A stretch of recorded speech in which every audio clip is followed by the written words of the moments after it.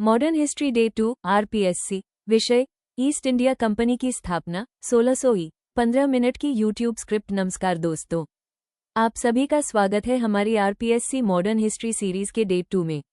अगर आप RPSC, Rajasthan CET, REET, Rajasthan police, Patwar, SSC या यूपीएससी की तैयारी कर रहे हैं तो ये पूरी सीरीज आपके लिए बहुत उपयोगी रहने वाली है।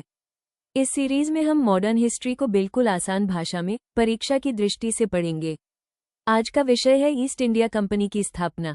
दोस्तों, आज हम जानेंगे कि ईस्ट इंडिया कंपनी क्या थी, इसकी स्थापना क्यों हुई, किसने की, भारत में इसका उद्देश्य क्या था और कैसे एक व्यापारिक कंपनी धीरे धीरे पूरे भारत की शासक बन गई।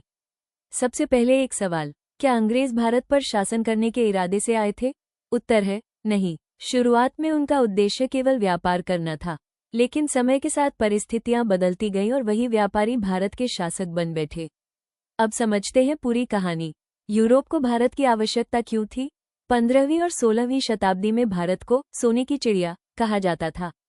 भारत के मसाले, काली मिर्च, इलायची, दालचीनी, सूती वस्त्र, रेशम और नील की पूरे यूरोप में भारी मांग थी। लेकिन भारत तक पहुंचने वाला पुराना स्थल मार्ग बहुत महंगा और जोखिम भरा था। इसी कारण यूरोपीय देशों ने समुद्री मार्ग खोजने का प्रयास शुरू किया। 1498 ईस्वी में पुर्तगाल के नाविक वास्को दा गामा कालीकट पहुंचे और भारत का समुद्री मार्ग खोज लिया। इसके बाद पुर्तगाली, डच, अंग्रेज और फ्रांसीसी भारत आने लगे।